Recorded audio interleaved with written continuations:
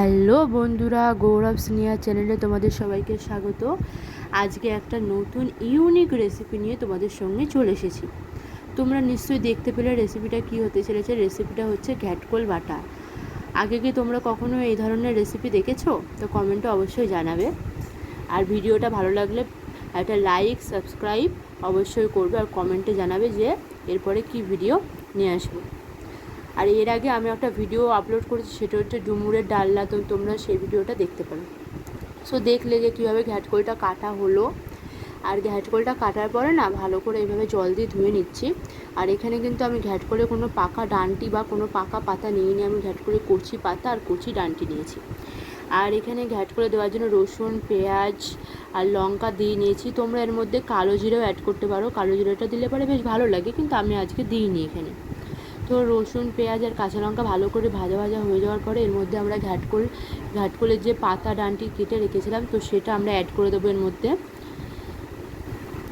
আর ভিডিওটা কেমন লাগবে তোমরা অবশ্যই কমেন্টে জানাবে, ঠিক আছে? আর এটা হচ্ছে আমার সেকেন্ড টাইম ব্লগ করছি, কিছু ভুল হলে প্লিজ তোমরা কিছু মনে করো না। আর এই যে রেসিপিটা করছি না, এটা হচ্ছে আমিষ রেসিপি, কিন্তু এটা খেতে না দুর্দান্ত স্বাদের হয়। আর এই রেসিপিটার মধ্যে যতটা তোমরা যত পরিমাণে তোমরা রসুন পেঁয়াজ দেবে না, তত টেস্ট বেশি হবে। তো আমি এখানে একটা লিমিটেড দিয়েছি রসুন পেঁয়াজ আর লঙ্কা, তোমাদের যেইটুকুনি প্রয়োজন তোমরা সেইটুকুনি দেবে, কিন্তু এই রেসিপিটা একটু ঝাল ঝাল হলে পরে বেশি টেস্ট লাগে। সো এটা একটু ভালো করে ভাজা করতে হবে। আর এর মধ্যে নুন আর হলুদ আমরা অ্যাড করব, এছাড়া কোনো মশলা যাবে না। তো নুন হলুদ ভালো করে অ্যাড করার পরে এটা ভালোভাবে নাড়াচাড়া করতে হবে। আর নাড়াচাড়া হতে হতে একটা সুন্দর কালার চলে আসবে, দেখবে এটা সুন্দর, যখন দেখবে যে কড়ার তলার নিচে একটু লেগে যাচ্ছে, তখন ভালো করে নাড়াচাড়া করবে, তারপর দেখবে এটা সুন্দর কালার চলে আসছে। তো কালারটা আসার পরে গ্যাসটা অফ, আর এটা না একটু ভালো করে ভাজা করবে, তারপরে গ্যাসটা অফ করবে, নয়তো একটু গলা লাগতে পারে। তো ভালো করে ভাজা করার পরে একটু পোড়া পোড়া টাইপের ভাজা করবে, একটু সুন্দর কালার চলে আসবে, তারপরে গ্যাসটা অফ করবে। যে যাই হোক, তারপরে গ্যাসটা অফ করার পরে এটা যখন ঠান্ডা হয়ে যাবে, তো তোমরা এটা ঠান্ডা হয়ে যাওয়া খানিকটা রেখে দেবে।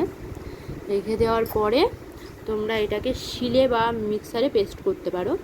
তো তোমরা এখানে দেখবে যে আমি এখানে শিলে পেস্ট করেছি, কারণ শিলে বাটলে না টেস্টটা খুব দ্বিগুণ বেড়ে যায় আর কি, খুব টেস্টি হয় শিলে বাটলে পারে। আর মিক্সচারে কী হয়, মিক্সচারে যেহেতু যখন বাটবে মিক্সচারের ভেতরটা তো গরম হয়ে যায়, তো অতটা টেস্টি হয় না, অতটা ফ্লেভারটা আসে না।